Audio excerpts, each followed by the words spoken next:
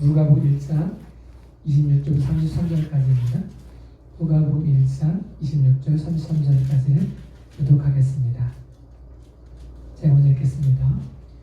여섯째 달에 천사 가브리엘이 하나님의 보내심을 받아 갈릴리 나사렛이라는 동네에 가서 다윗의 자손 요셉이라는 사람과 약혼한 처녀에게 이르니 그 처녀의 이름은 마리아라. 그에게 들어가 이르되 은혜를 받은 자여 평안할지어다 주께서 너와 함께 하시도다 하니 처녀가 그 말을 듣고 놀라 이런 인사가 어찌함인가 생각하되 천사가 이르되 마리아여 무서워하지 말라 내가 하나님께 은혜를 입었느니라. 보라, 내가 잉태하여 아들을 낳으리니 그 이름을 예수라 하라. 그가 큰 자가 되고 지극히 높으신 이의 아들이라 일컬어질 것이요 주 하나님께서 그 조상 다윗의 왕위를 그에게 주시리니 영원히 야곱의 집을 왕으로 다스리실 것이며 그 나라가 무궁하리라. 아멘. 아멘. 성탄절이 되었음에도 불구하고 우리 마음이 조금 위축되어지기도 합니다. 이런 성탄절은 처음 맞이한 것 같습니다. 기쁜 소식이 전해졌을 때 그 기쁜 소식이 기쁜 소식으로 고백하기 위해서는 때로는 결심과 결단과 순종이 필요하다는 사실을 생각해 보아야 됩니다. 마리아는 처녀였습니다. 처녀였던 마리아에게 천사 가브리엘이 나타나가지고 네가 아들 낳을 것이다. 그 이름이 예수라 하라. 이 말씀을 드렸다는 사실은 사실 쉬운 일이 아닙니다. 결과를 놓고 과거를 기억해 보면 좋았겠다 라고 말하지만 오늘 지금 여기서 우리에게 그런 일이 생겨난다면 과연 얼마나 기뻐하고 얼마나 감사할 수 있을지를 생각해 보면 참 부끄럽습니다. 그 당시 처녀가 아들을 낳는다는 사실은 있을 수 없는 일입니다.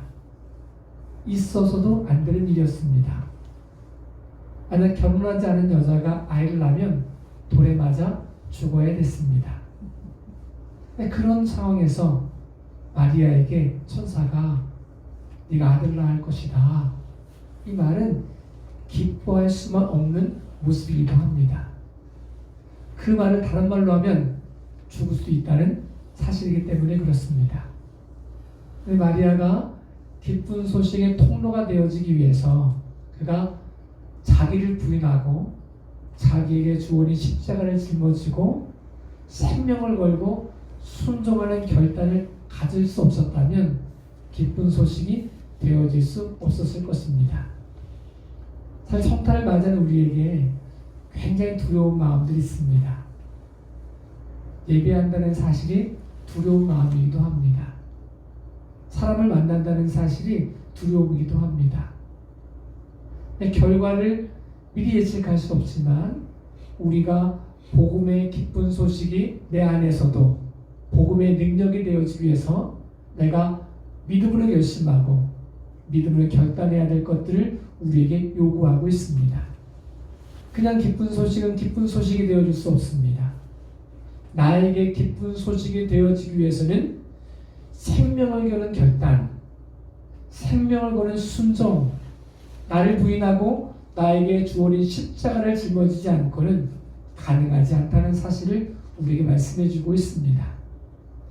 이렇게 침울하고 이렇게 우울하고 이런 성탄을 맞이해 본 적이 없습니다. 그냥 예수님을 안 믿는 사람도 성탄절이 되면 마음이 들뜹니다. 무엇을 할까? 무엇을 먹을까? 누구에게 사랑 고백을 할까? 누구에게 사랑 고백을 받을까? 누구를 만날까? 어디를 갈까? 예수님에 대한 생각보다는 들뜬 기분 때문에 이런 기쁜 소식, 저런 기쁜 소식을 자기 마음속에 만들어냅니다. 근데 올해같이 코로나19가 심해지면서 모이기도 힘들고 예배하기도 힘들고 누구 만나기도 힘들어가지고 마음이 굉장히 차분해졌습니다. 어쩌면 이때가 예수님께 집중할 수 있는 때일지도 모르겠습니다. 내 기분이 아닌 내 마음의 들뜸이 아닌 캄캄한 밤에 오직 별만 보이는 밤에 아기 예수님의 탄생을 밝혀주는 그 별빛을 볼 수 있는, 집중할 수 있는, 기쁜 소식을 들을 수 있는, 기쁜 소식을 전할 수 있는 그런 날이 되어질 수 있을 거라 저는 그렇게 믿습니다. 낮에는 별을 볼 수가 없습니다. 캄캄해져야 별이 보여집니다. 우리 안에 코로나19로 우울한 마음이 들어서 누굴 만나야 될지도 모를 때, 어떻게 해야 될지도 모를 때, 앞이 보이지 않을 때, 이때 우리를 향해 말씀하시는 빛 대신 예수님을 영접하고 그 모습을 위해 우리가 우리를 부인하고 우리에게 주는 십자가 짊어지고 참된 순종의 모습을 통하여 여호와의 영광을 맛보아할 수 있는 귀한 시간이 되었으면 좋겠습니다. 우리는 다윗을 보고 나도 다윗처럼 되고 싶다라고 생각할 때가 있습니다. 다윗이 골리앗을 이긴 걸 보고 나도 골리앗 이기고 승리해서 많은 사람들에게 박수 받고 싶다라고 생각할 때가 있습니다.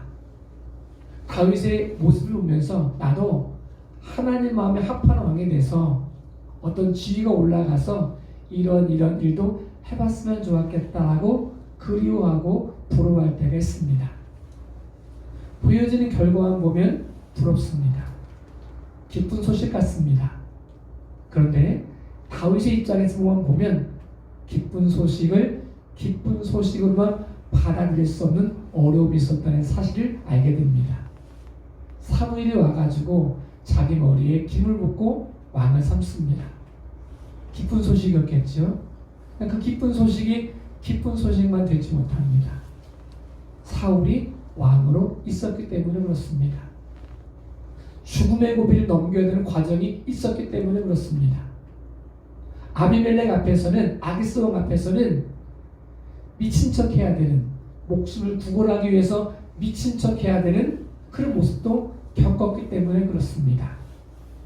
골리앗 이긴 거 굉장히 즐거운 소식이고 감사한 소식이지만 골리앗을 이기기 위해서 그 수없이 많은 날들 동안 눈물과 땀을 흘렸다는 사실을 기억해야 됩니다.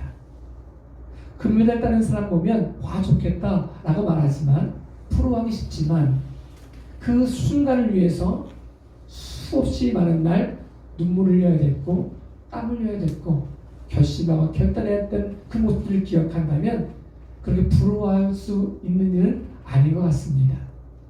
다윗이 골리앗을 죽이기 위해서 시골에서 목동의 모습으로 생명을 거는 모습이 있었어야 됐습니다.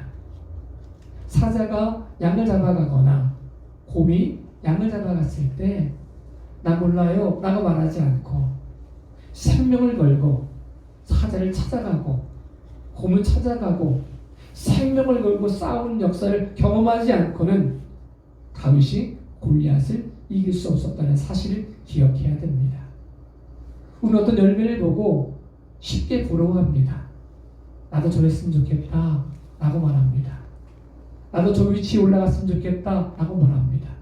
부러워하기도 합니다.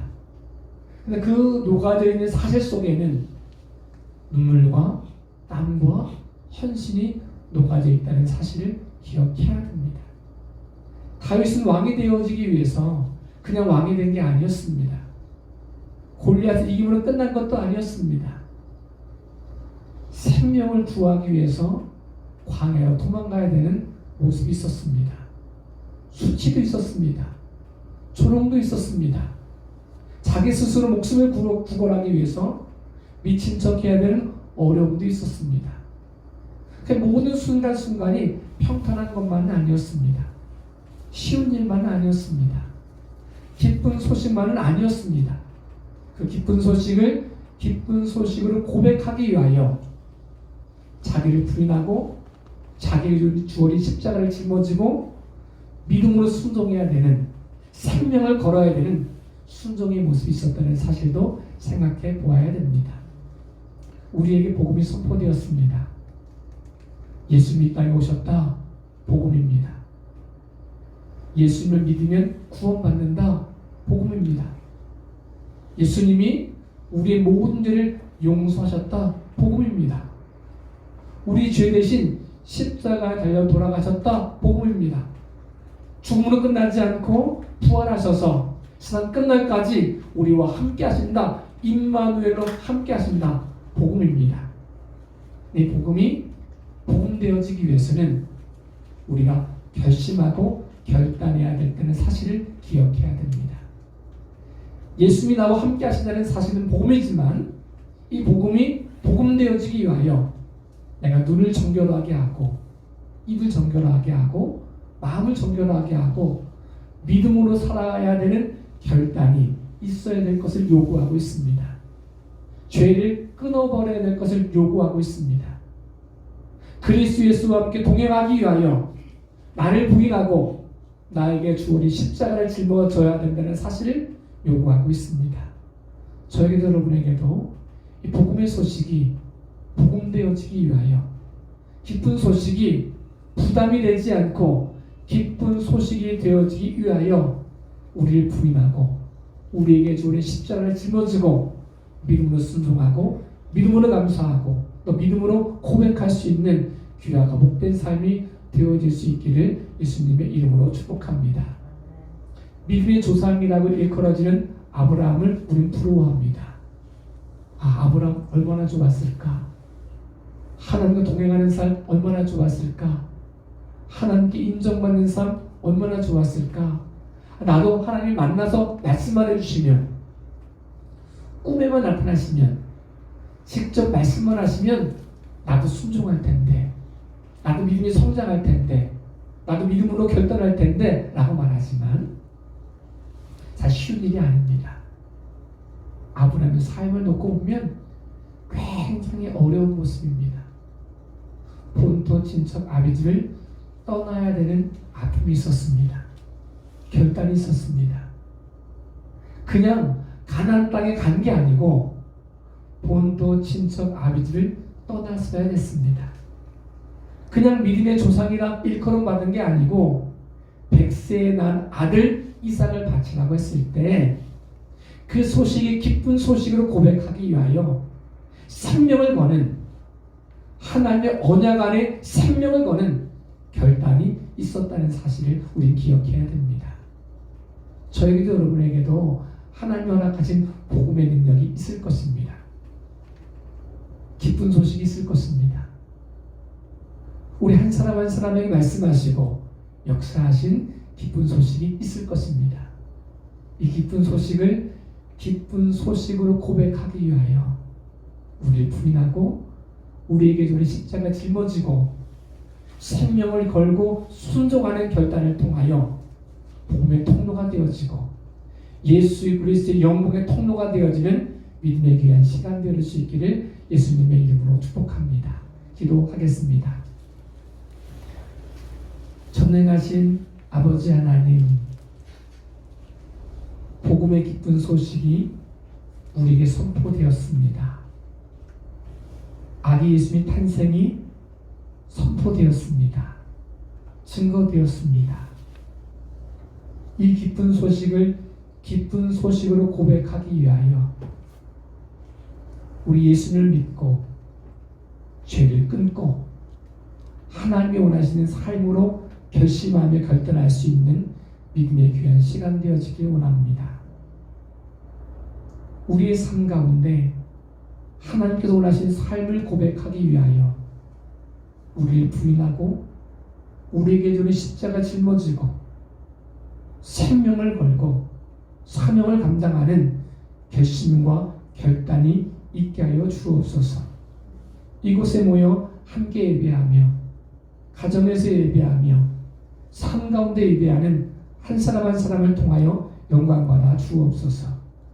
그 삶 가운데 복음이 선포되어지게 하여 주옵소서. 복음의 능력이 경험되어지게 하여 주옵소서. 삶의 결심과 결단이 나타날 수 있도록 인도하여 주옵소서. 함께 해주시고 역사하심을 감사하며 살아계시는 예수님의 이름으로 기도합니다. 아멘. 찬송 같이 부르시겠습니다. 잠깐만요. 찬송가 114장 같이 부르시겠습니다. 좀 가거든요.